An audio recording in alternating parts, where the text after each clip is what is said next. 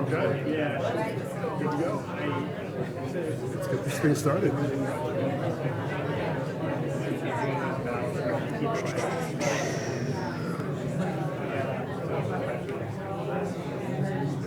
Okay.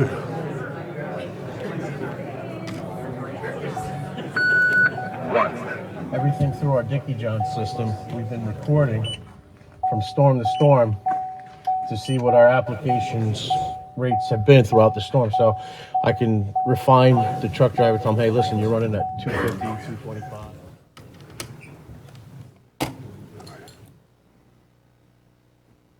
If we get the system. Here, can I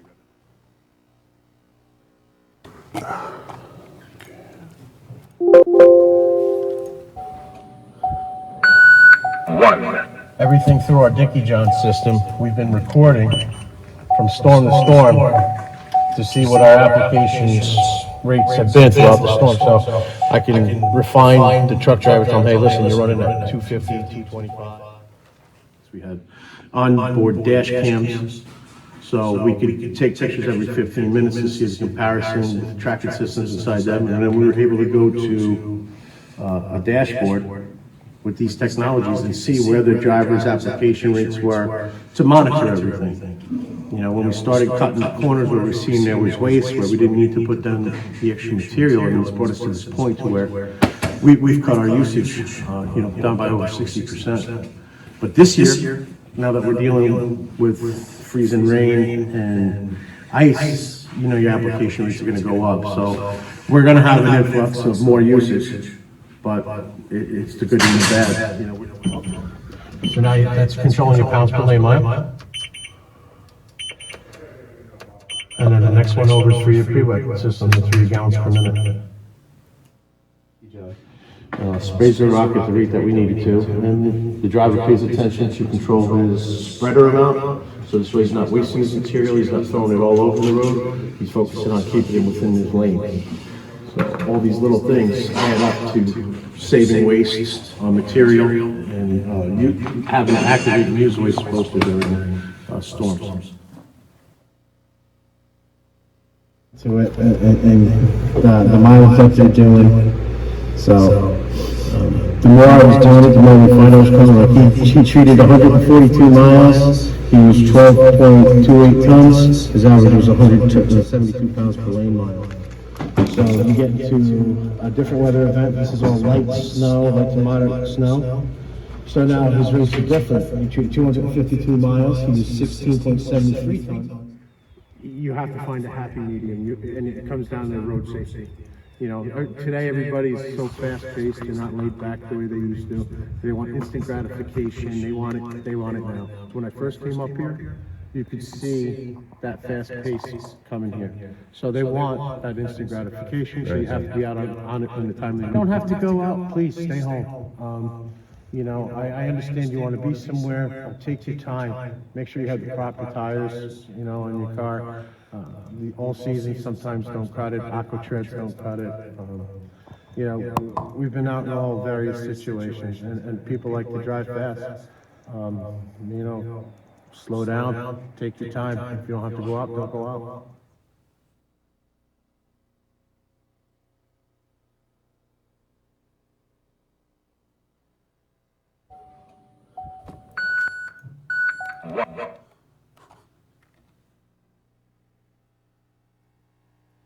It can be done. 60% reduction. Let's have a hand for the town of Hague.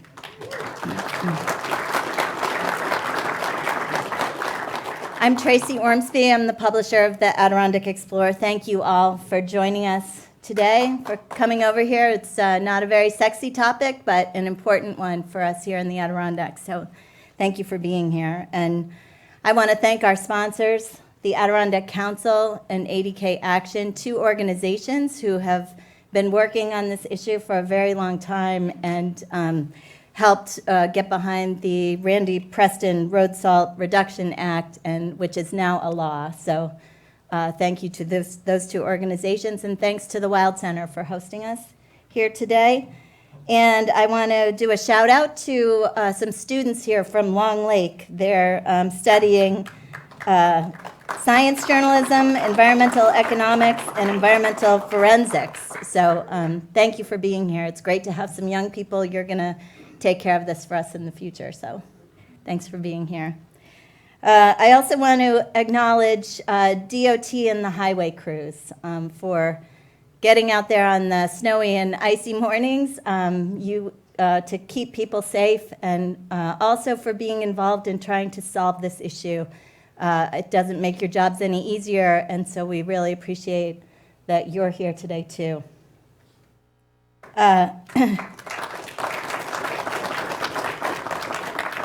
And just a little bit about the next hour and a half. We're going to have a panel of folks who have been deeply involved in this issue, some of them on the Road Salt Reduction Task Force, which just came out with its report. So we're interested to talk with these folks and hear what's next. And leading the discussion will be award-winning reporter Zach Matson, who has been covering road salt and water issues here for the Adirondack Explorer for the last 2 years. So thank you, Zach, and I'll let you take it from here.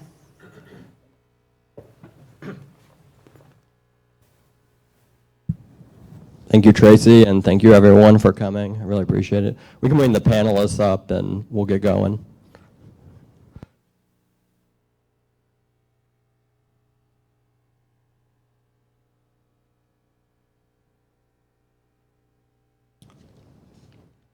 So welcome, and thanks, everyone, for coming, and thanks to all the panelists who agreed to come and share their experience and their time with us. We have a great mix of people here who are deeply involved in this topic. So right here is AJ Smith from the State Department of Environmental Conservation. He is the Assistant Director of the Division of Water there and has studied chloride levels rising across the state and was involved in the task force. Next to him is Rob Voplis, who used to work as a plow operator with the town of Lake George and was deeply involved in that town's efforts to reduce their salt use, and is now a consultant with WIT Advisors, working with other communities around the park to do similar things. Next to him is Rob Fitch, who is with the State Department of Transportation. He is the Director of Transportation Maintenance there, where he helps manage the state's winter storm responses and their efforts to try to optimize their salt use. Between AJ and Rob, we have over 50 years of state government experience, so we can really appreciate that. Next to Rob is Sawyer Bailey. She's the Executive Director of ADK Action, where she leads the nonprofit's work to bring communities together to collaborate on this issue and to raise public awareness. Next to her is Chris Nowitzki. He's the Lake George Waterkeeper. He organizes an annual salt summit down there, so he's helped facilitate this conversation a lot, and he works with policymakers and communities to help protect water quality on Lake George. Next to him is Tracy Eldridge, who is the Hamilton County Superintendent of Public Works, and he served on the task force, and so did Chris, and Rob and AJ both helped with that a lot. And then we have Brendan Wiltsey at the very end. He is with the Adirondack Watershed Institute, where he's the lead research scientist on their water research, and he's led a lot of efforts to monitor the effects of salt on our lakes and our aquatic ecosystems. So I thought it was really fortuitous that Governor Kathy Hochul chose this week to announce this special conservation easement at Follinsby Pond, just a couple of miles from here where we sit. There's a 970-acre lake with a rare native lake trout population, and this easement is going to create this unique science preserve. It's going to bring in researchers from around the world to study the freshwater ecosystems of the Adirondack Park. And the plan's unveiled. It's going to showcase the Adirondack special ecology to researchers around the world. I think it's important context as we discuss how we use road salt in the Adirondack Park, a necessary but harmful pollutant that finds its way into the water that flows in and out of lakes like Follinsby and so many others. These water bodies are what make the Adirondack so special and this conversation so important. So today we're going to try to look forward to what the path forward of continuing to reduce salt use in this park to protect our freshwater ecosystems and our drinking water looks like. So I'm going to start with the panelists and give them each a little time to sort of talk about where they're coming from on this, and then we're going to have a discussion back and forth with the panel, and then in the last half hour or so we'll open the floor to questions from you all. So think about those and get those ready. So AJ, DEC has been monitoring chloride concentrations for many years. Talk about what that data has taught us and sort of what you felt were some important takeaways from the task force.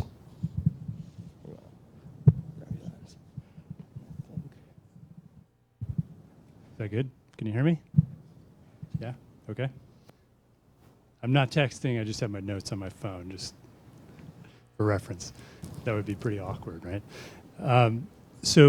Yeah, we've been studying, so I guess two parts to that question. First was, what are we seeing in terms of chloride statewide in the Adirondacks? And then the second part was about key findings, right? So I think in terms of our water quality data, the state Department of Environmental Conservation has probably one of the longest standing, most robust water quality monitoring programs in the nation. You know, we've been conducting water quality monitoring across New York since before the Clean Water Act was initiated, and then those same programs have been continuing ever since, right? And some of those locations that we've been monitoring have been the same, in the same location every year since the start of those programs. So we do have a wealth of information across New York, including up in the Adirondacks.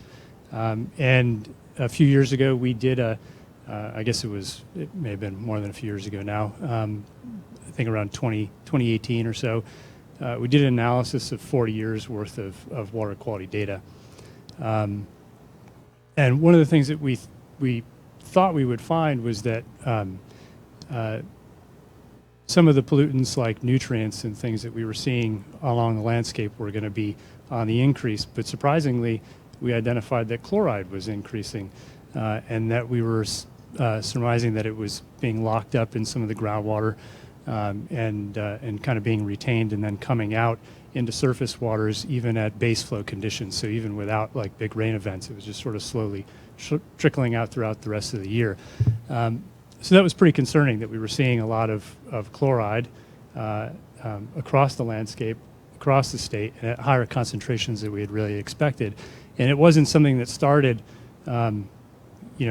40, 50 years ago. It was something that started only maybe 20 years ago. So it was this increase. We didn't really speculate as to the sources. We just sort of identified that there was this increase. And then with the task force, we ended up doing an analysis with the water quality data with the rest of the folks on the task force along with DOH to look at just the what we were seeing in those same sorts of data within the Adirondack Park. And I think we were identifying a similar trend, but that relative to the rest of the state, a lot of the water quality data, which we're glad to see it, is at lower concentrations. The contaminants are at lower concentrations in the Adirondacks, but nonetheless still having an impact, probably because of the more sensitive ecosystems that we have, right, in the Adirondack Park, and then some more of our other upland forested ecosystems across the state. So we've been taking what we've been learning through those different analyses and starting to look into the information a little bit further. So we have a manuscript actually that our scientists in Division of Water had completed this past year, where it looks at the concentrations of chloride and other contaminants across the state, and hoping to be able to publish that pretty soon to see what it is we're seeing and get that out. So I think we've identified a major issue, an increasing trend in the concentration of chloride statewide, including in the Adirondacks, and it's something that we need to start to identify the various sources, including road salt. There may be some other sources in specific areas or regions of the state that may also be contributing, and then start to think about solutions. And I think the road salt task force was a major component of the solution, right? Starting to look at best management practices and things that we can do to impact the actual application of road salt and probably reduce what I think we expect is the biggest source of chloride contamination. So hopefully that covers the first one. And then the second piece, I think, in terms of big findings or the biggest things that hit DEC coming out of the task force report were things like the need for funding, right? That municipalities that have their operations applying road salt to the landscape need funding to be able to handle the best management practices and the storage capacity that we are recommending in the task force. And that funding needs to be widely accessible. And so that's a big takeaway for us, and it's something that we're starting to look at and leveraging the historic investments from the Clean Water Infrastructure Act funding and Environmental Protection Fund that we have in New York to try and make that funding available to pay for best management practice implementation. And then from me, because of my primary background on water quality standards and water quality data, is probably the desire and the need to update our water quality standards. And I think we'll talk about that a little bit more, but we have some pretty outdated or lack of water quality standards at this point for chloride compared to a lot of other places, and we're working on reviewing that. And as the recommendation out of the task force report had suggested, and I think that was a big push forward for us, especially in Division of Water. Awesome. It was good online. So, Rob, we saw this in the video a little bit, but when you go to these places that are, lowering their use and adopting a lot of these best practices, there's a lot of buy-in, a lot of passion. They kind of get competitive with each other, and we hear about this idea of a culture change in these departments and in these garages is what's needed. So, talk about that and sort of, how that happens, what that looks like, and sort of, what resources those communities need to really push that forward.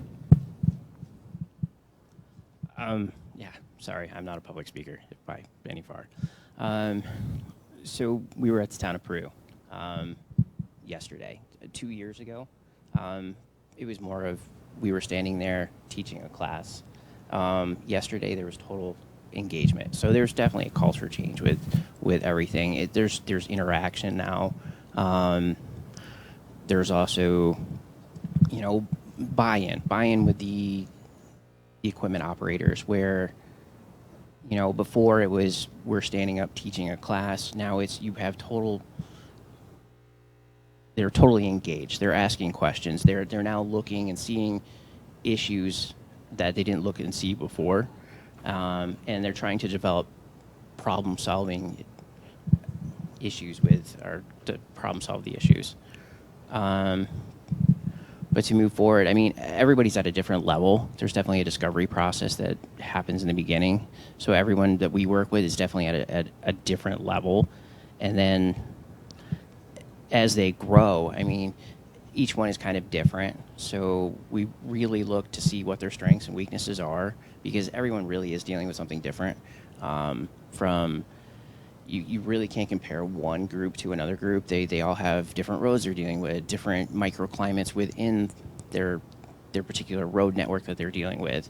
So it's really coming up with a custom program for each individual municipality or landscape client or whoever that best suits them, and so, and they're all going to be different, all different equipment they're using. So it's really utilizing what would be best for them or what they have. And a lot of these guys are really innovative. They see something and they find a solution. They might use some backwoods ingenuity, but they find a solution to come up with getting the job done. Awesome, thank you. So Rob, talk about sort of what, from the Department of Transportation's perspective, were some of the important takeaways from the work of the task force, and then if you can, give us an update. The task force recommended this series of pilots to study different reduction strategies, to set a baseline of best practices, to explore more the use of brine, to look at maybe chloride-free zones, cold spots, these shaded areas that are particularly difficult to manage. So give us an update on the pilots, if you can, and sort of, what you thought was a key takeaway from the task force. Thank you. Okay, thanks. Some of the key takeaways for me were the need for closer management, the need for better training and better education, and also funding, to go back to AJ's point. Leading into the task force, we did a statewide rollout where we reached out to all the municipalities to talk about some of the challenges that they have, some of the challenges that we have, and just more of a practitioner level conversation. And what we found was equipment was a limiting factor in many locations, as far as the ability to put out prescribed rates of salt. And salt storage was an issue in many locations. I think we've statewide we've probably come in better with that now. We have more control over that. But funding was an issue, and the training. I'm a believer that the training program that we have in DOT for our operators, for our supervisors, and for our managers, which are all different, I was a believer that it's some of the best in the country. And while I believe it's still very good, I think there is so much more room for continued management. Our operators, they believe that they're creating a safe environment out there. They know that they are. But what we need to do is show them through our training and through our education that when we reduce rates, we're not necessarily reducing safety. Our charge is to maintain the roads in a safe way, which we're doing that. But we just need to look for more creative ways of doing it by managing our salt use, reducing our salt use, through that training program. And also, Tim mentioned it in his presentation about the expectations. And I think there's an education component that also needs to be wrapped into this, that when we're getting a significant snowstorm, maybe we need to start thinking about our travel plans. Maybe it's not going to be practical to drive 65 miles an hour to the grocery store to pick something up. Maybe the grocery store trip can wait until tomorrow. It's those sort of travel demands that we do need to manage. And we need to continue the conversation. I've been with the department for 30 years. 10 and a half years of it were in maintenance. I started in Warren County, which we all know shares a portion of the Adirondack Park. It also shares a portion of the Lake George watershed. I've been in that job for probably less than 4 weeks. This guy over here stops in the office to talk to me, introduces himself, his role, his concerns about Lake George, and he started the conversation. And that conversation has been going on since then, right, Chris?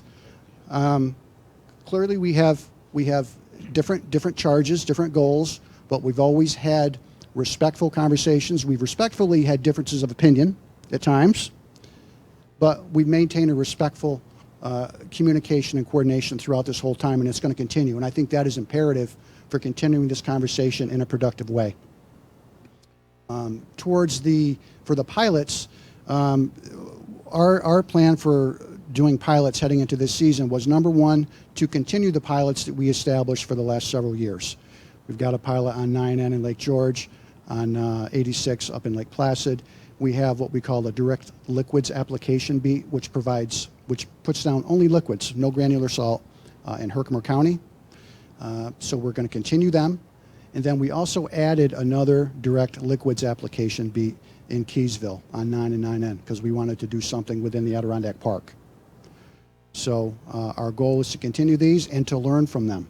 What we're learning is the colder temperatures, as we suspected, the colder temperatures sometimes makes it a challenge to use a direct liquids application beat. So it's not always about getting wins with these. It's also about kind of identifying our boundaries. And we've identified some boundaries with direct liquids application, but we're invested in it. We're going to continue. What we've learned in Herkimer County, which granted it's not in the Adirondack Park, but we've learned that we can reduce our salt applications pretty significantly through that type of application. So there's going to be application for that type of treatment in many locations across the state.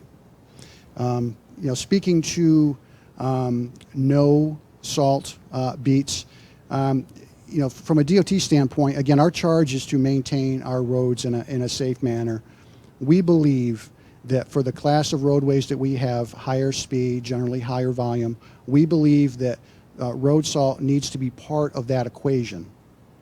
We believe certainly we need to manage it and use as little as possible, but we do believe road salt needs to be part of that equation. So from a no salt standpoint, we're not there yet, but we're certainly interested in being part of the conversation. We know some municipalities, some locations have tried it on lower volume types of roadways. I believe the ring road around Mirror Lake, it goes no salt, which is very successful, and we certainly encourage that. And we're interested in being part of that conversation. You know, we want to hear what you've learned. We want to hear what your challenges are. We want to hear what sort of changes to groundwater and to the surface waters you're seeing by doing these beats. Because again, we want to learn just as much as everyone else does. Yeah, one of the last things still left over from that legislation that set up the task force is a report, I think, sort of on what the findings are from these pilots, and I think that's due in August, so we'll be keeping an eye out for that.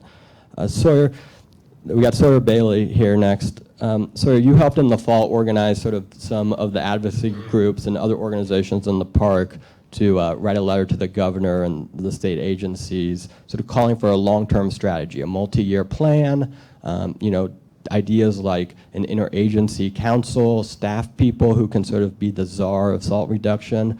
Talk about sort of, you know, why you thought that message was important and sort of what you think a long-term strategy might look like. Sure, and hi everybody. It's so nice to be with you today. Thank you for coming out and talking about this with us.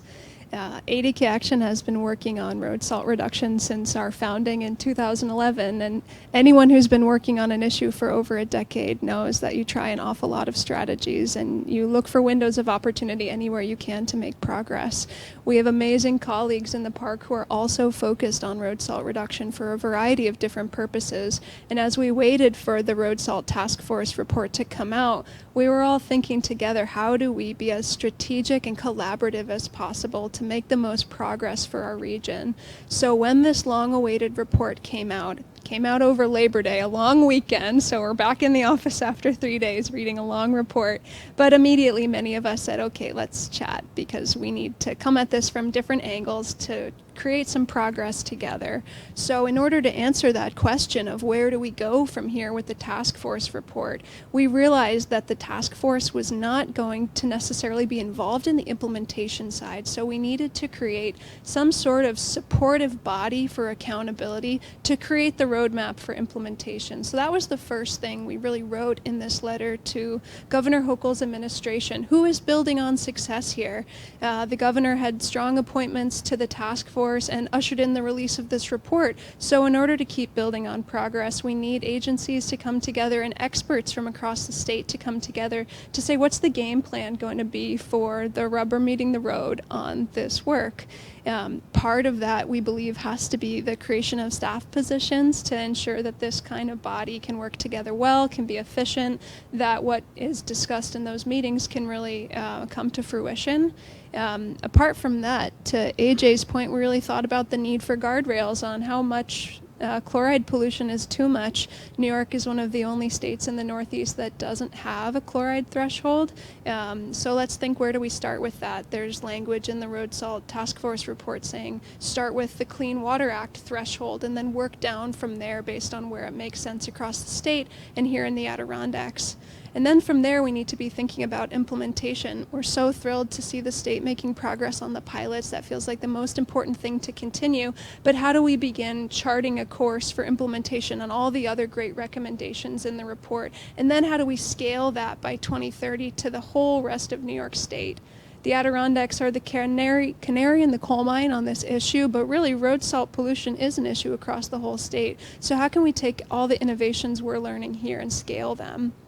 And then finally, how are we going to pay for it?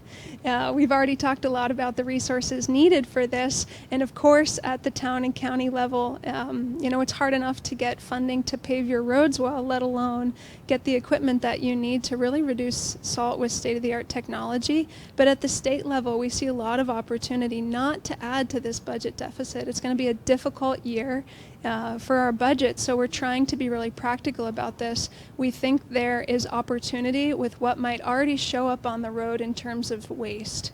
think about it, a lot of salt goes on the road. At least 2% of that salt is bouncing and scattering off. So if we take that 2% waste, reclassify what is ultimately millions and millions of dollars to allow that to fund some innovations at the state level, and then our towns and counties can do the very same thing. And of course, I want to hear what Tracy has to say about this, more expertise at the county level than I do, but I have to imagine that if we run our departments like a business and reinvest savings, we can make some progress with purchasing the tools we need to succeed. So we've been continuing to share all those tenets I just walked you through with this letter to try to see if we can make some progress at the Capitol in the legislative building. We have an awful lot of support for this with our local lawmakers, so we think there's opportunity. You do see a lot of that in communities that are able to reduce this. They're reinvesting that money into new equipment and stuff. I know Mike's been doing that and others. So, Chris, Lake George is obviously a very well-resourced region and sort of jumped on this, a decade ago. Talk about the experience in Lake George when it comes to reducing salt use and sort of, what you thought was also important out of the task force going forward. Great. Thank you, Zach, and thanks, Tracy, for putting this together. Thank you all for coming out. It's good to see some faces, familiar faces, and have meetings like this where it's not the virtual Zoom world is so much better. Again, I'm Chris Nowitzki, Lake George Waterkeeper, and we've worked on this issue actually going back to the 1980 when my parent organization, then the Fund for Lake George, had a partnership with Darren Freshwater Institute, started researching Lake George, and over the years we saw that the lake had actually tripled in chloride levels and much higher in our streams. So that was an issue, and we worked and developed what we thought an approach where we use it science to solutions, where we really start with the science and try to move towards solutions, and developed what we felt a model where we used partnership, innovation, and investment to address this issue. Started with partnership. We had a group, the Save Lake George Partnership, with elected officials, our supervisors, not-for-profits, as well as businesses. And we actually met to address invasive species, and we got the first mandatory inspection program on Lake George. And while we were at the table, we said, why don't we take a look at another big issue, road salt? And there was consensus, and we actually started with an MOU, Memorandum of Understanding, where all the municipalities around the lake agreed to work towards this issue. It wasn't a binding agreement, contract. There was no financial commitment. We just said, we want to meet, we want to talk about this, we want to see what ideas are out there, we want to bring the technology in to help our hardworking highway departments. We want to try to seek funding, get the answers, bring the experts in, and we also agreed to start hosting an annual SALT Summit. Innovation. I'm an engineer, but I'm by no means an expert on road salt reduction back then. I'm still not, I'm still learning. But let's bring in the experts, the innovation. Let's bring in the better equipment. We developed a partnership with, introduced the live edge plows and developed a partnership with them where we actually became a kind of wholesale dealer and worked with people like Rob Thilopoulos and who wound up being the leaders.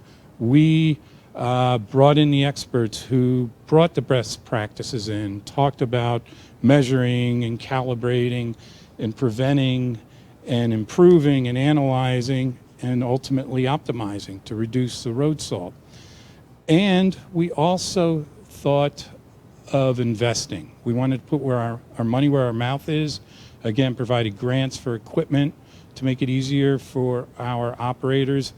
We contracted with a consultant. We brought in that firm to really bring the training and expertise and the data management so that they could start making decisions based on data. As we like to do with science, let's bring that to another level and allow our operators to have that same opportunity.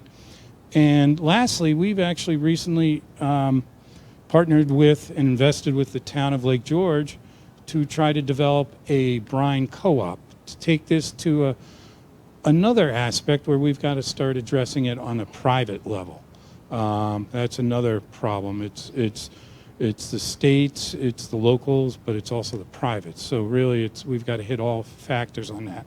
So with that, with the partnership, the Save Lake George partnership, as Rob mentioned, Rob Fitch, we met with DOT, talked about what we were seeing, talked about the science, and they initiated the pilot reduction program on Route 9N in Lake George. We've also invested in monitoring that to see how the best practices are doing, see what is transpiring and actually carrying over to the water quality, where we actually continuously monitor the streams. And we just released a 4-year study, the first 4 years of that, and there are varying findings that we had. We see good aspects, we see some aspects that there can be improvements. So with that, and with the task force, I think that there's a couple things that we really need to focus on. I'm excited to see and completely support the pilot programs that are out there, and thank DOT for that. I am hoping that we can start hosting the strategic working groups that we used to have with, we had Adirondack Road Salt Working Group with DOT, with DEC, with elected officials, with the not-for-profits, and that we would meet and talk about these points and these concerns of ours and raise them with DOT.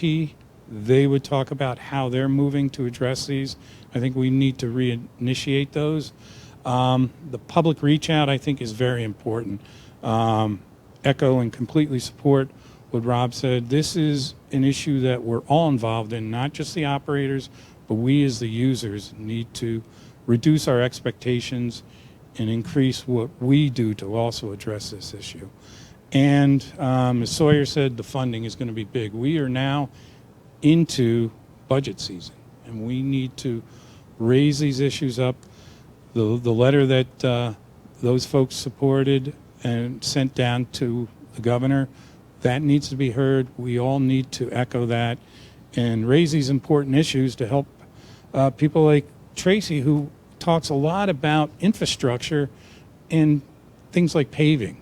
We need to get projects like that funded, which actually help keep our roads clean and clear. And so we're all in this together. Thanks. Thank you. Tracy, as someone who actually puts in an order for salt every year, I mean, talk about what you guys are doing in Hamilton County and sort of what do you think is needed. You know, these best practices are pretty well known. There's pretty good awareness. You can go and find out what do we need to sort of get those expanded and implemented more broadly. What's needed? Well, thank you for having us today. This is an important topic. I've been the Public Works Superintendent for Hamilton County for, in a couple of months, it'll be 20 years.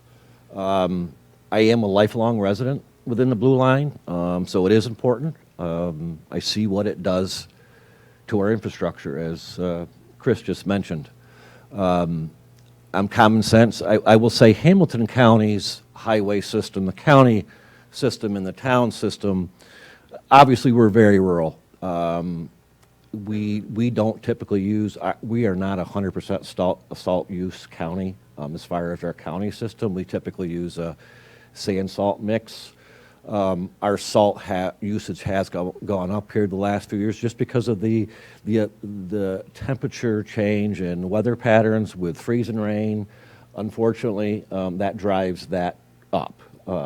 So, you know, we also contract with DOT for over 100 lane miles within the county. You know, listening to everybody talk, and as I was on the task force, the task force was frustrating, and what I mean by that was there was 12 of us, I believe, on the task force, plus people from DEC, Department of Health, DOT, that were super helpful. And it was because we were all passionate, we all had some expertise, and it was to learn from each other how important the other part was, and a common sense approach. And really what I learned from that was this really is a societal problem that we started 40 years ago, that we expect whenever we go, no matter what time of day it is, we're going to travel 65 miles an hour, no matter what. We can't have that expectation anymore. The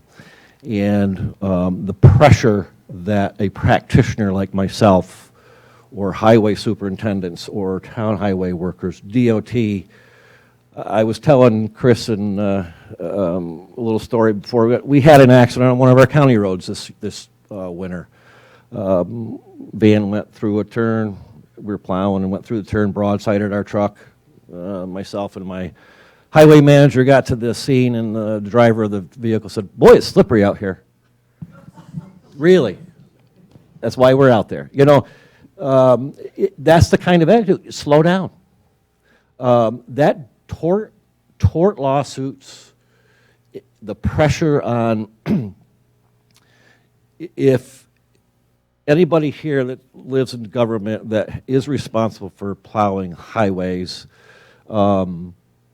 gets both calls. Why aren't you out there? Why aren't you out there when I'm out there? Or you're out there too much. You know, as some have said, you know, this working. The first thing I learned in the task force is, you know, with everybody was most small towns and counties don't even have, they really don't know what they even want to do with snow and ice control. You've got to begin someplace. You got to figure out what you're going to do. What are we doing here? We want to remove snow, sure, but how? An example is Hamilton County. My operational plan is we're basically, we plow our roads from 5:30 to 10:30 at night.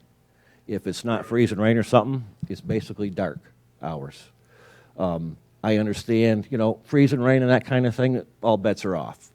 But we've got to have a common sense approach. But we also have the pressure of law enforcement calling us out when, I'm not sure if I need to do that. It's as Rob said, our main charge is to provide a reasonably safe road for the reasonably safe driver. Pretty broad, but that's our charge. And most of the time we lose out on that. It's if we're, you know, so it's frustrating. So it's an education, broad education. I don't like using salt on the roads. I see what it does to our equipment, our bridges, our roads. I see that, but not everybody does. And this kind of thing, as frustrating as it may be, and people want action, it's going to take. This is a big problem. It's coming to light. We're going in the right direction. As Chris said, I have several of the task force members know that I have pushed the whole time for, you know, we need to cut the canopies back. And some of the people on the phone, no, we can't do it. I'm not asking to cut the forest. Let natural lights come in, pave some roads. Just take a squeegee in your garage floor. If it's a smooth surface, it cleans right off. If it's rough and cracky, it don't work so good. We can reduce salt a lot just by that, a lot. You know, I'm hoping that the governor. I was disappointed the governor didn't use some of the bond act for paving some of the roads in the Adirondacks. In that kind of stuff. Money's an issue. These small departments with live edge, we've started putting live edge blades on all our equipment in Hamilton County, equipping them with Dickie Johns, which are computer-controlled spreaders, so we know a lot of these small towns cannot afford it without some kind of subsidy. And they need an operational plan. And they have to understand they don't have to reinvent the wheel here. There's a lot of this stuff out here. There's information out there to help. I am all for improving, trying to learn from our past mistakes and open ears. And as someone said, anybody in here who works in the highway department, as the gentleman down there said, when you have someone that's worked for 35 years and you come in and say, you're not doing it right, or we're going to do it different, it's tough. It's a tough sell sometimes. It's a slow process. I'm always learning, but I do care. I think we do need to do it, but it's a global effort. So I don't know if I answered your question, Zach. I kind of went all over the place. No, That's me, though. That was a good answer. Thank you. Yeah. If any of you are ever bored, you can go to the State Court of Claims, and I think there's a search function on there, and you can Google salt, and you can read all about these ice-related torts that we hear so much about. They're pretty interesting. Brendan, so AJ started us off by talking about these rising chloride concentrations that we're picking up across the state. There's been, there's an AWI, number of other programs and organizations that closely monitor the water quality of lakes throughout the park. So talk about what we're seeing in terms of some of the most highly impacted, lakes when it comes to salt pollution in this region, and some of the, ecosystem effects that we're learning about. Yeah, sure. Thanks, Zach, and thanks everyone for coming out today. As I was thinking about sitting on this panel, it occurred to me that I'm the third generation of scientists at AWI that's worked on this particular issue. Our organization goes back about 30 years, and one of the very first reports that we put out was looking at the Adirondack Lake survey data that was done in the mid-90s, looking at about 1,500 lakes across the park. And our then executive director, Michael Martin, produced a map of the chloride concentrations across the Adirondacks, and it was pretty clear that there were elevated concentrations in association with state roads in our communities. And so we're still sort of working through this problem today. And what we've seen at AWI is this association with, particularly with state roads, and not to pick on the state, but as Rob said, they sort of have a difficult job of maintaining major highways between communities where people are traveling at high rates of speed. And so, by that very nature, we would expect that they're going to have to apply more material on their roads than necessarily is going to be applied on our local roads. And in terms of the lakes that we see that are most impacted, Lake Colby in the village of Saranac Lake has particularly high concentrations. The Cascade Lakes along 73 are quite high. And then Mirror Lake in the village of Lake Placid. And Mirror Lake is really unique in the Adirondacks because it's really an urban lake. 27% of the land cover around Mirror Lake is developed. That's a really high proportion for a lake here in the Adirondacks. And it also has a lot of different types of road and surfaces around it as well. So there's a little less than a mile of state road. I think there's maybe 11 miles of town and village road. And then for anyone that's been in Lake Placid and looked around, there's dozens of parking lots, sidewalks, driveways, and other types of surfaces that are receiving an application of salt during the winter time. And a few years ago, working in partnership with the Ausable River Association, we discovered that Mirror Lake was exhibiting a phenomenon that is quite rare for lakes that are impacted by salt, which is the salt was coming in at such high concentrations through the stormwater system, and it really at concentrations similar to seawater were coming out of the pipes around Mirror Lake and going into the lake.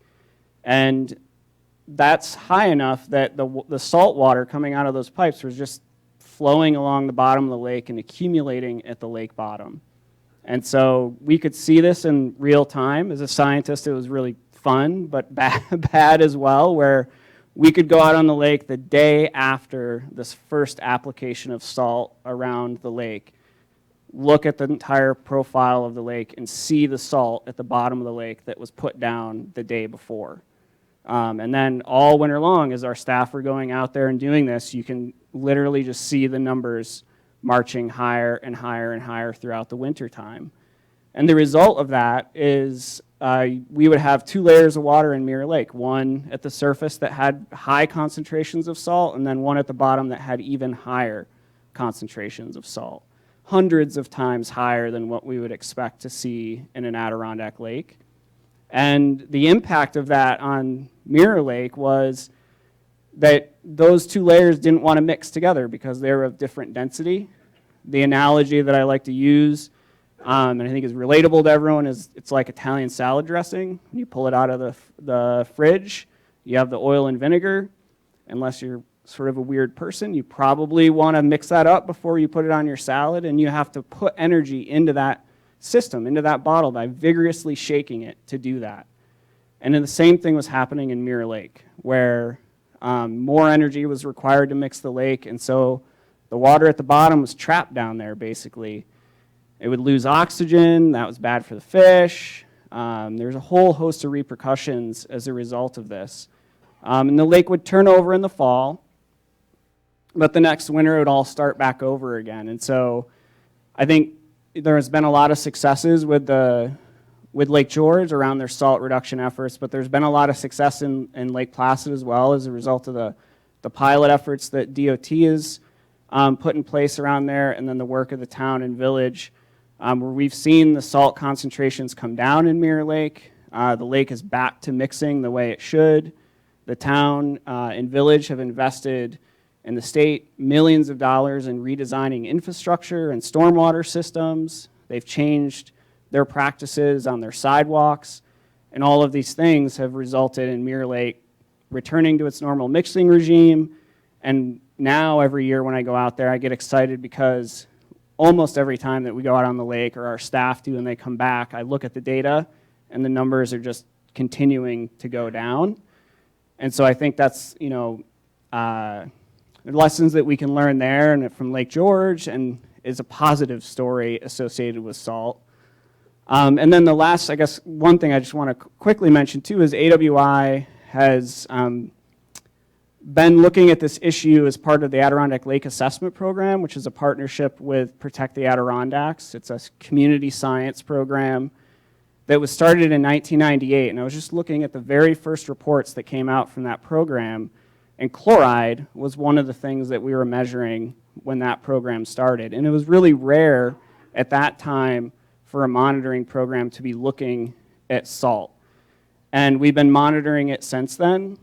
And that data has been really integral to our understanding of this issue within the Adirondacks more broadly. A lot of that data was in different ways incorporated in the task force report. And some of that data and some of our other work, and Chris sort of touched on this a little bit as well, led us to start understanding that there was potentially groundwater contamination as a result of the salt application in the park. We were seeing high concentrations in streams months after the winter season had ended.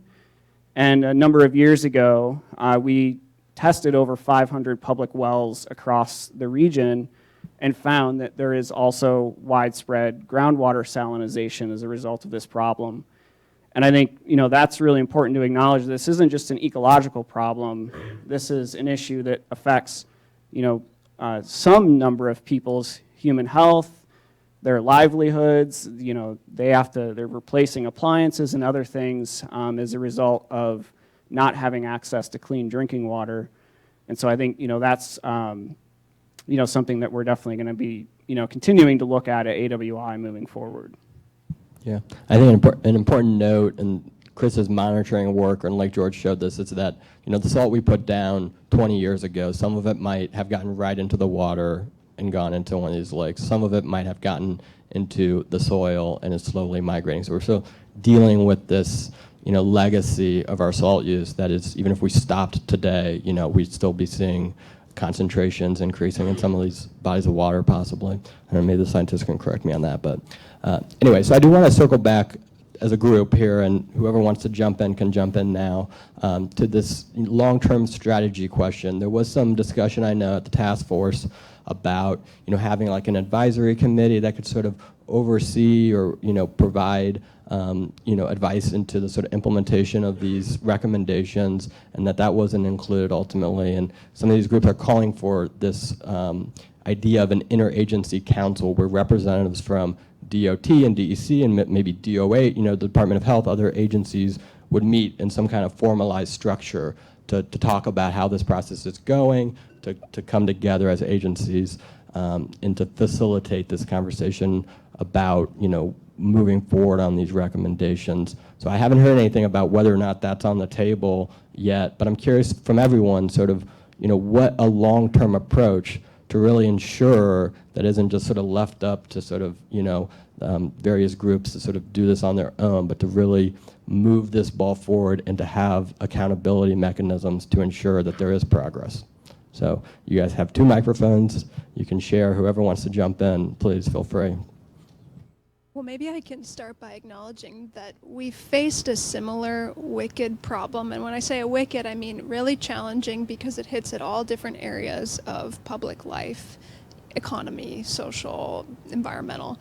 And that's invasive species management. It's an issue we're still at work on today, but the way we've made a lot of progress on this is through an interagency council, moving through different agency personnel and different experts across the state coming together, working as an interagency group, to your point about working groups, to solve a really hard challenge and make sure that the implementation is coordinated. So we're trying to take a page out of that book and learn from resources that are working and apply them to different problems like road salt reduction. So I don't know if anyone else wants to add more to that.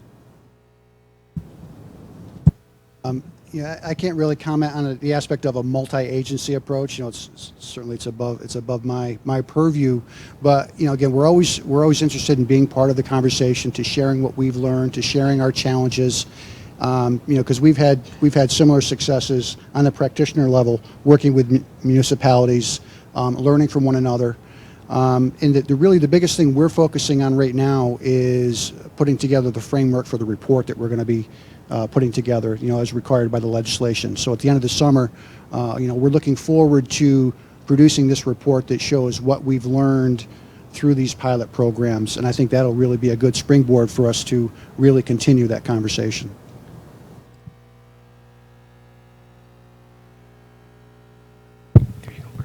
We'll come back to you, AJ. I'm two-fisted.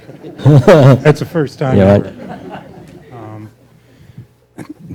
Thanks, Rob. I think the one thing that I would like to bring up, and I think it was as a task force member, I'd like to echo what Tracy said, and I will qualify it a bit because you guys did a lot of the work on it, and I was brought on late in the game. I was a later appointee, and I appreciate all the hard work that you guys did, and then I got my name in it, so it was really nice. But after the report came out, you know, I felt, I can't talk for everyone, I felt there was a little too much silence on for me to take. I felt that came out, Sawyer said it came out, you know, it's not as good when something comes out on a Friday afternoon, especially on a long weekend. You forget about it, and then come the next week, you know, it's already old news. So I felt we should have taken, you know, that momentum that came out with that study, hoping that there'd be kind of an action plan and a rollout that we'd start to prioritize things. Fortunately, in my view, that didn't happen as quickly as I would like. We wanted to use the SALT Summit to kind of use that as an opportunity to say these are things to point to and move forward. So to move towards that accountability, I would still like to see kind of, and I'll lean on the co-chairs, DOT, DEC, to kind of set some priorities in what we can achieve, you know, in that first year. Right now it's budget season. You know, can we start moving some of these things and get them in the discussion to start funding? I think one of the biggest things I felt should have been addressed is training. We need to help these operators, and we need to help at the town levels too, but I think grants should be tied to training because education is so much a part of that. So I was hoping we'd get a bit more of an action plan, a bit more of a rollout, and that we could elevate that, and maybe we still can, and especially now during the budget season. So. Anyone else? AJ, do you want to add anything?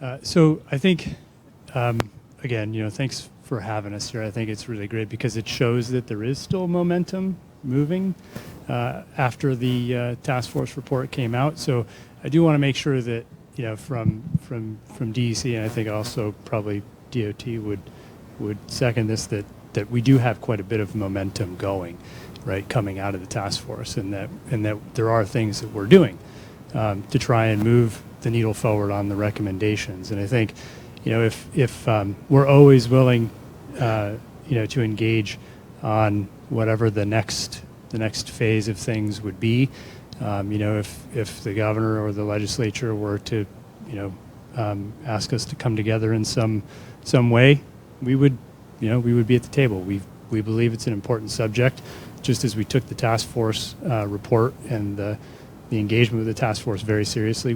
We take this, what we're doing now and how we're moving forward, equally as seriously. And so just on a couple of those things, some of the stuff that we're doing now, I mentioned it before.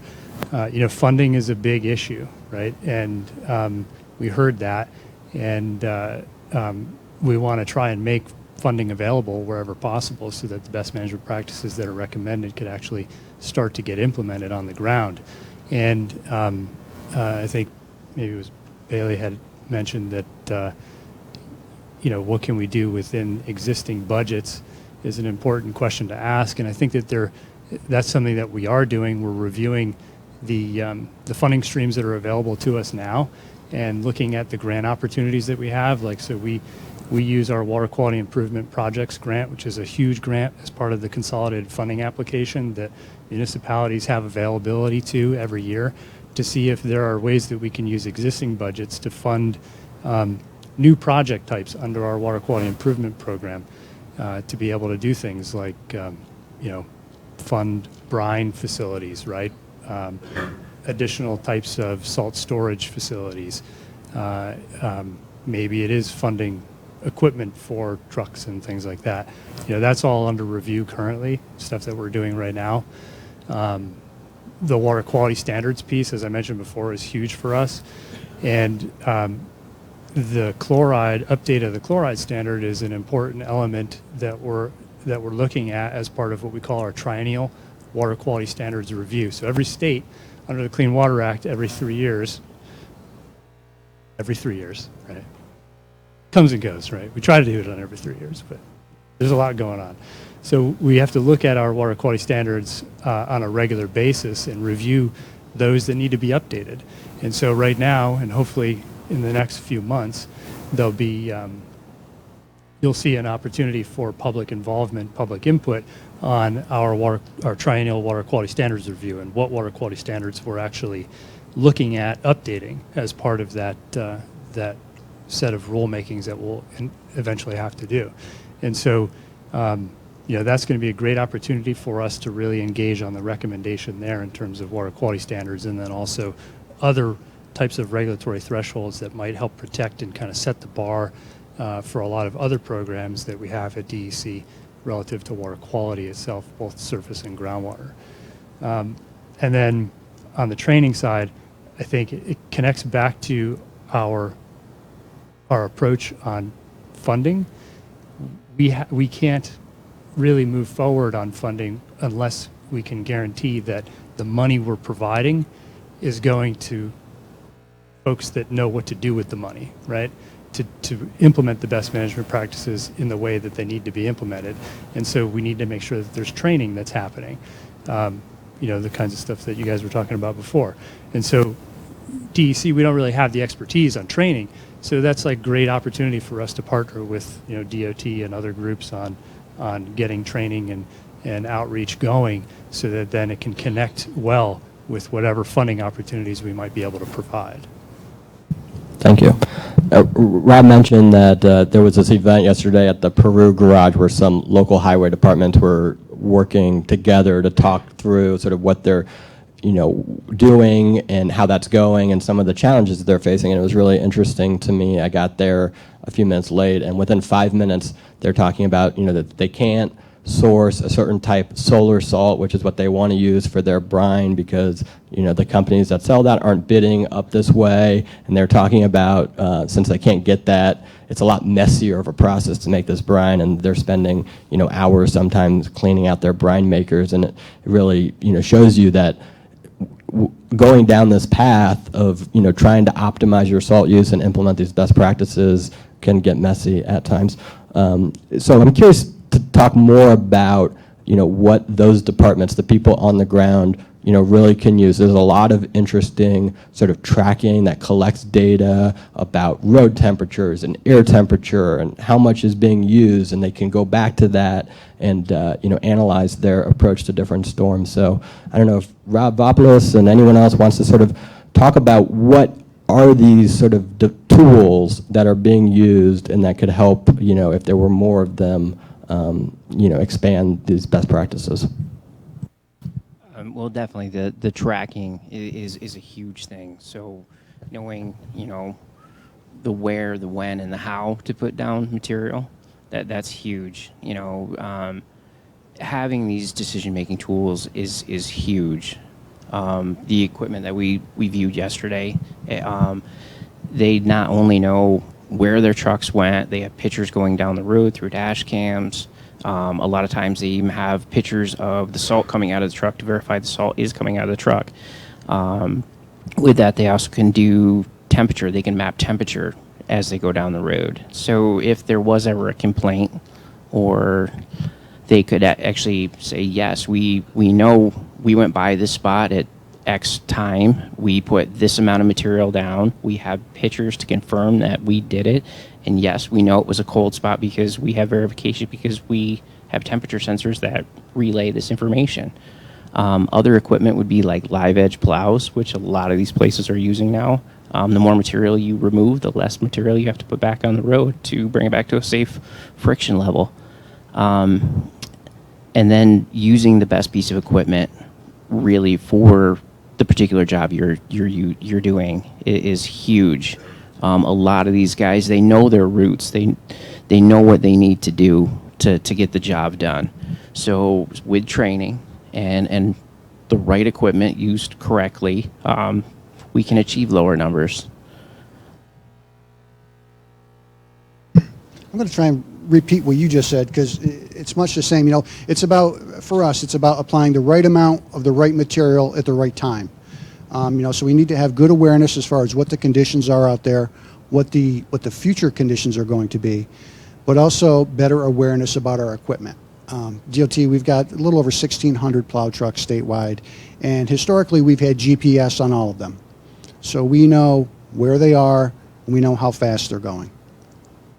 It's helpful, but going into this season, we put on what we call an enhanced GPS system, where we now can look at the telemetry of the material coming out the back. So now we can track our salt usage, our granular salt usage, as well as our liquid brine usage. So we know how much we're using, where we're using it, when we're using it. We've also coupled that with forward-facing cameras. So now we can see the conditions on the road when we're applying it. So that gives our managers and our supervisors that extra level of awareness to really see what the conditions are as we're applying it. Do we need to be applying it? And then secondarily, the next time that truck might come around, we can see the impacts of that previous treatment that they did. So it's this additional awareness, this additional supervision, and really that's where I see our training program really needs to focus now on that management aspect of it. We hear of some locations doing substantial reductions in application rates. From a practitioner standpoint, I think DOT's application rates are pretty good, but I think there's a lot of management that can be done. Making sure we are putting down material when we need to. If the weather's in our favor, if the road temperatures are coming up, if the sun is coming out on a day like this, it gives us an opportunity to start thinking about, do we need to do this application? And as part of that training, we need to be encouraging more our operators to have that communication. As far as the technology, we really need to encourage that communication. Talking to a few folks here earlier today, we all know that success breeds success, and it's contagious. We've seen that with our own pilot beats. We've started, the pilot beat that we do on 9N in Lake George. There might be a little skepticism when we start it. The shop that's doing that beat now, that pilot beat, they are bought into salt management.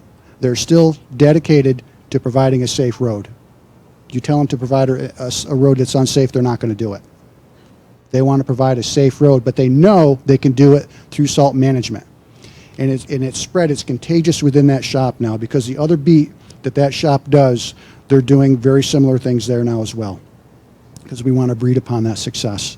And there's a lot of creative things that we do out in our shops, whether it's at the municipal level or the state level.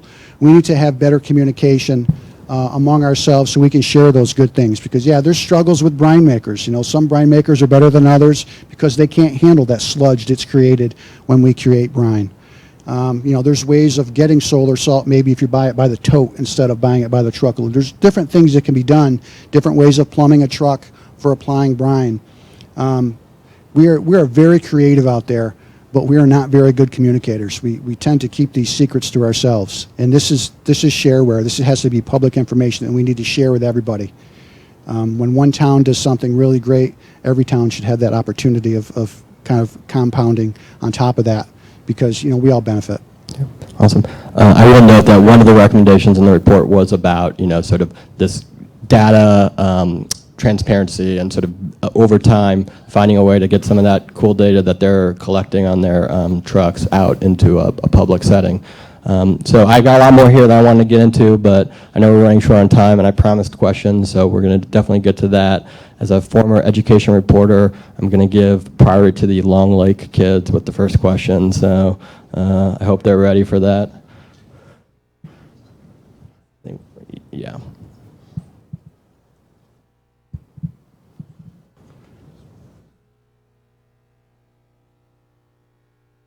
Yeah, so I don't know if one of you guys have a question.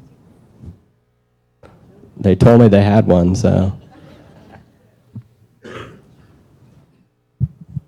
Have you considered using pepper instead of salt? Okay. Yeah, okay. I don't know. I think probably not, if I had to guess. So in the back here. All options run. There you go. It's actually interesting. You know, beet juice is, you know, you hear when you do this research, there's a lot of beet juice. I spoke to a woman in Wisconsin who's very involved in this, and they used leftover cheese brine as an option. Apparently it didn't scale. I don't know, but go ahead, If gentleman I in the could, back. Zach, just quickly, I mean, you know, alternatives are good. Our partnership with the Jefferson Project down in Lake George, we actually studied some of the alternatives that were brought up, beet juice, byproducts from fermentation and breweries. You know, one of the big concerns with the beet juice was the addition of sugars to the environment. As that runs off, that leads to, again, oxygen depletion, because it takes the bacteria to break down the sugars and takes the oxygen away. So, but alternatives are important and things to consider. Yeah, and every alternative has an alternative, you know, impact to the environment. So, Zach, if I could ask on the education side of it, I'm curious, is salt use being discussed in the schools? You know, for instance, you know, we talk about STEM a lot, getting folks into science and technology. Are there any class projects about salt use? Is anybody doing any experiment creating brine to see how we can do our driveways and reduce our reliance on granular material? I mean, I think just starting that conversation early will be a big help at just kind of planting that seed with everyone that salt management is important. yeah, and I know there are some examples of that, and I think it's a really interesting, great local sort of issue to engage students in, so hopefully we continue to see more of that. The gentleman in the back here with the American flag hat. I'm John Eldridge. I live in Lake Placid, actually town of North Elba. I'm aware of the pilot program between Lake Placid and Wilmington.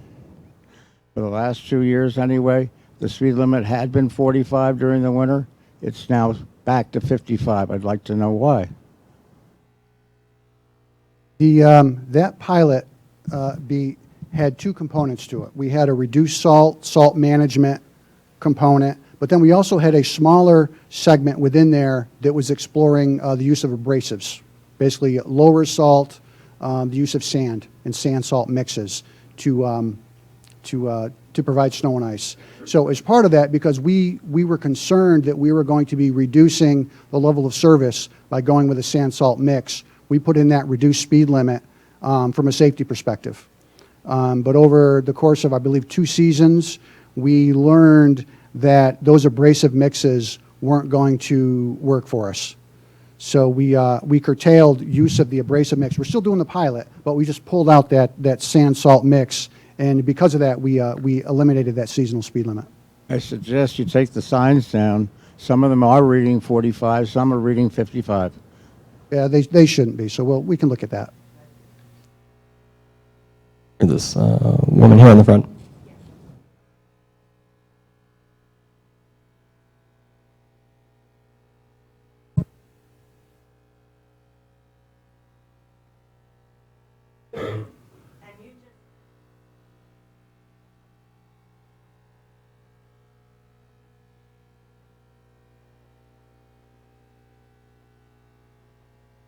You talking 9P around the lake? Yeah. No, the DOT believes, and I can't speak for municipalities, but we believe that road salt, pure road salt, is the proper material to be using for anti-icing. We rarely use sand salt mixes. If we're in a freezing rain situation or extremely low temperatures, there's a place for that. But generally speaking, we're using just road salt. Mm-hmm.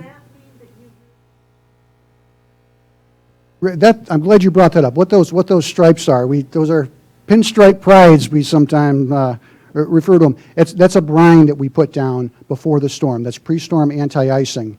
So we put down salt brine at a much lower application rate. The water dissipates. It leaves that little bit of salt behind. But what that does is that allows the brine layer to reform on the road surface once the precipitation starts. And that brine layer is really what we want, because we want to prevent the forming of ice and hardpack on the pavement surface. So that's what's going on there. And because you're seeing it, I'm happy to hear that, because that's what we want them doing out there. And thanks for coming all the way from Saratoga. And I think it's important to note that this is obviously an issue that affects the whole state, really the whole northern half of the country.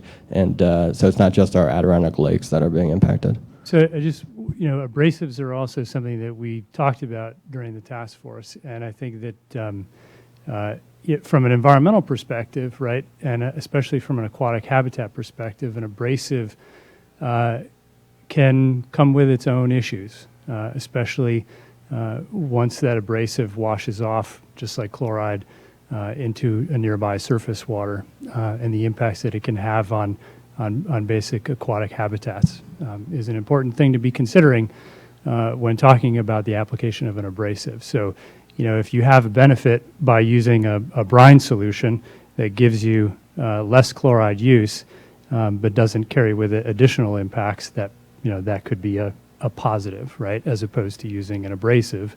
But again, I guess I always think about the different types of solutions being dependent on the area and the application, right, and where and what the concerns might actually be, especially when it comes to like an aquatic habitat concern.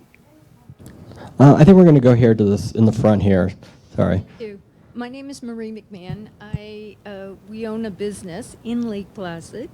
We offer short-term rental caretaking, landscaping, and of course winter maintenance. And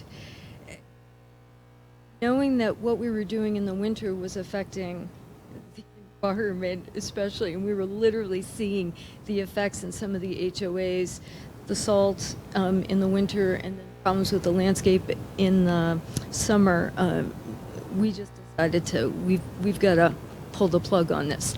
And we literally are in the process of doing that thanks to Rob and some 80K action.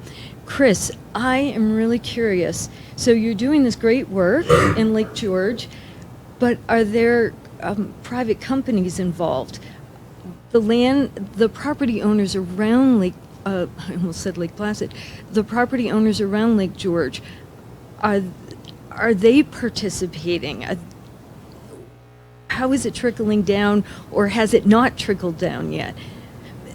We caretake for a lot of properties on Mirror Lake, and we are literally, starting next year, we're going chloride free, and we're not giving anybody an opportunity to say no. We're just going to say this is what we need to do, and this is why. And we're very much involved with 80K Action in terms of the education, et cetera.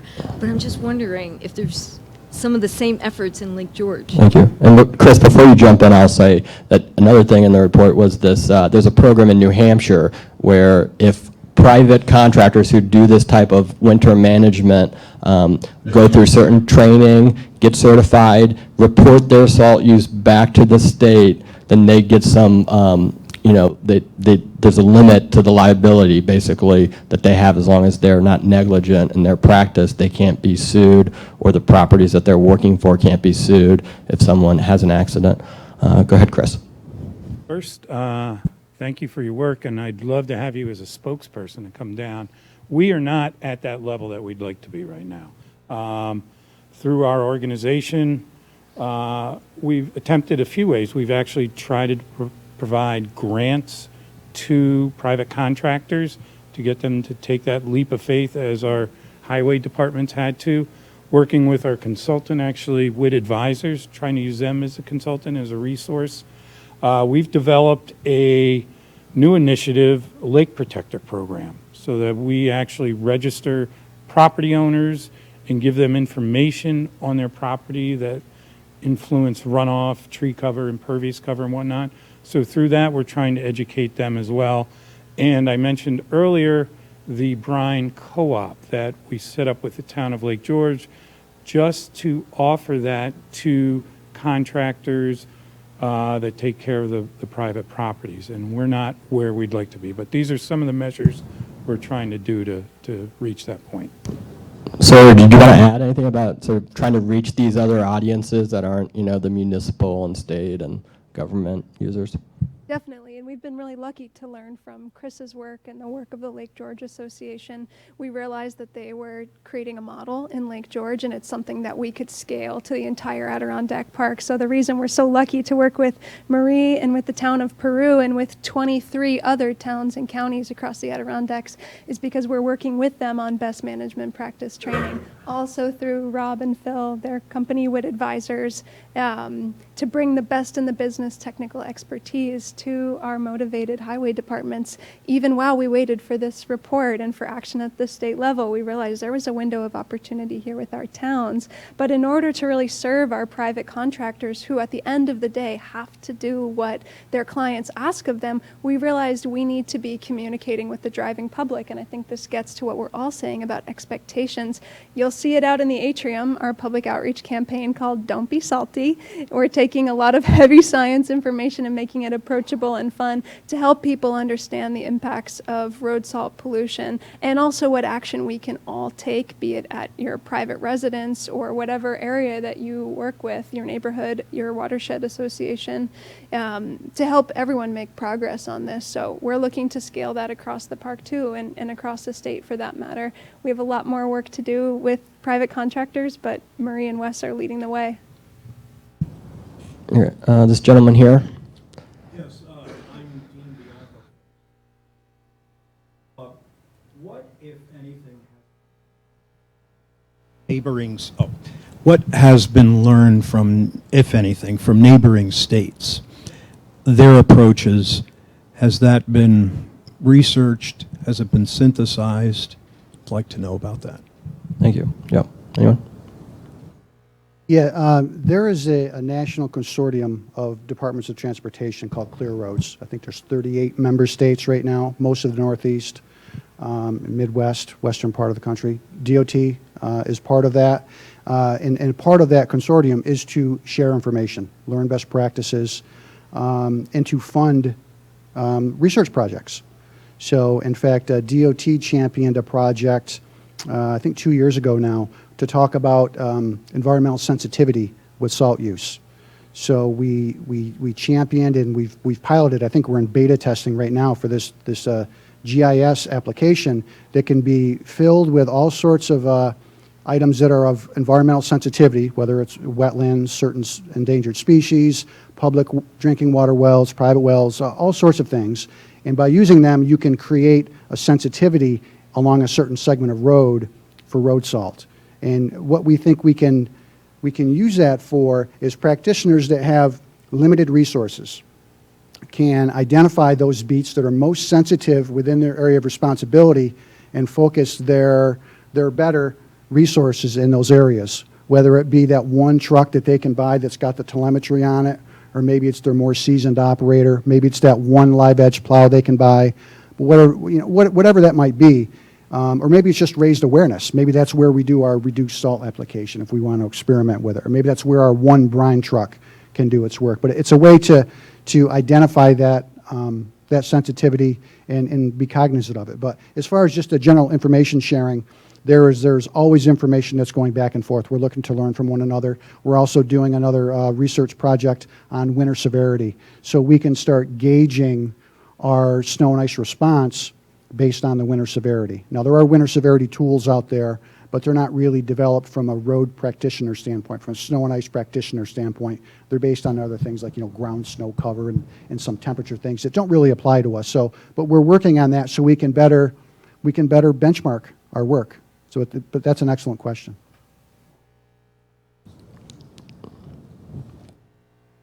So we're at AWI, we're in the midst of 2 research projects to help us understand more on a watershed scale, different practices across the Lake Champlain Basin, which has the advantage of half of it roughly is in Vermont and the other half is in New York. And so we're looking at tributary data coming out into the lake between New York and Vermont to see if there are any major fundamental differences between the loading that's occurring in Vermont versus New York, and if there are, what lessons could we learn as a result of that? On a more fine scale, we have another project. Michaela Lahote, who's in the audience over here, one of our grad students, is combining chloride data from lakes across the basin to look at the individual salt loading to these lakes across the Lake Champlain Basin, which spans 2 states, many counties, and municipalities, to see if we can find patterns across that basin where there are locations with a similar amount of road and other landscape characteristics but have less salt loading, so we can identify those places that are, maybe doing a really good job in their salt application, that we can then find them and uncover their stories and help share that information out, across both within a state but between states to help us learn sort of as a community around this. Yep. Sorry. Hildegard, did you have a question? So I'm wondering how we take the truck operators out of the hot seat and turn our attention to landside civil engineering. It seems as though managing the highway right-of-ways might be a valuable tool in managing the entry of road salt into groundwater. One of the possible solutions that I've been personally experimenting with my front yard is in planting salt-tolerant plants that I get from Nice Nursery. How can we bring the solutions that Lake Placid has generated out into our rural communities? That's number 1 question. Number 2, the public health issue is very, very important. And many of our year-round residents live along highly treated major roadways. Adirondack Park skews old. When we look at the kind of long-term diseases that our population suffers from, I think it would be valuable to consider the impact of salt on well water. One particular constituent that hangs in my mind, because my manganese concentration in my well water is at the drinking water maxima, is that salt in water mobilizes other contaminants. Manganese contamination, manganese poisoning, looks like Parkinson's. It's important. Yeah, thank you. I'm glad that she asked that. This is the public health. A part of this is very critical, and one of the questions I did want to ask was about one of the recommendations is this idea of this called rapid response, and this idea of how do we do a better job of making sure the people whose wells are impacted know it and B, have something that they can go to get help with that problem, and something that's more structured, more formal from them, so that there isn't sort of a passing of the buck that they feel. So I don't know who wants to speak to the public health part of this, and the design sort of element is also interesting. Well, being an engineer, I will take the easier question, which is the one about site design, which I think gets back to something Maria was here earlier about, and that's something we actually are contemplating for a session for this year's SALT Summit, is how we can bring that design aspect into the layout of individual properties or developments in general. Obviously, salt-tolerant plants is an important way. Addressing drainage off of our roadways, directing those into areas and infiltration. One of the biggest concerns about chlorides is that it's conservative, and when we say conservative, it does not bind with anything. Once it's in the soils and in our groundwater, it's there. It's not like the sodium, which when it dissipates from sodium and chloride, sodium will actually bind to the soil particles, which then release the other metals with the soils, calcium, manganese, potassium, the aluminum, and cause the other problems. But I think that that's an important thing that we want to, we're actually doing some research and seeing who we can bring to this year's SALT Summit to address that and bring that and raise that to people's minds when they're going through that design process. So that's the easier part, I think. I think Sawyer is going to... My best, but for those of you who don't know, there's something called slow violence. The idea that things diminish so slowly in our environment that we don't notice them, but ultimately they cause deep harm to the people who are least able to bear it. That's an environmental justice issue. The idea that those who are elders in our community have to bear the burdens of water they can't drink at their home, on their real property that they own, that if they resell, and they talk about the fact that this property has water pollution, that's their asset that's diminished. That's their health that's diminished. That's their time. I know too many people who have to drive to a spring on the side of a small road and fill up gallon jugs and bring them home.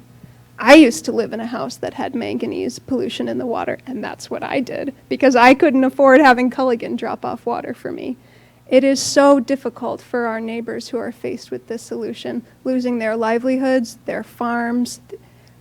It's one person having to deal with this is too many. So those rapid response recommendations in the task force report are just as essential as what we're talking about at the highway garage and at the Capitol building. It matters for our community's viability moving forward. I think it's no big thing to ask to say that if you suspect your well water is contaminated by road salt because you live near an uncovered salt pile or you live in proximity to a state road, you should have a clear sense of what your due diligence process is. You should be able to go on a web page and see, okay, this is the agencies I talk with, this is how I request a test kit, and this is who's going to help me along the way. This is a statute of limitations, and if it's found that there is pollution, this is what's going to happen.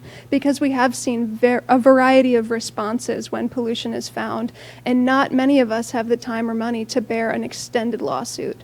So I think there's a lot of work to be done, and really, we're not here to point fingers at what may have happened over the past decade. We're here for pragmatism and solutions. So we think the creation of a no-fault fund, which is called out in the task force report, is the best way for us to navigate existing pollution so people can see some remediation. And then from there, how can we ensure that that fund is replenished and can help anyone who might be facing this moving forward?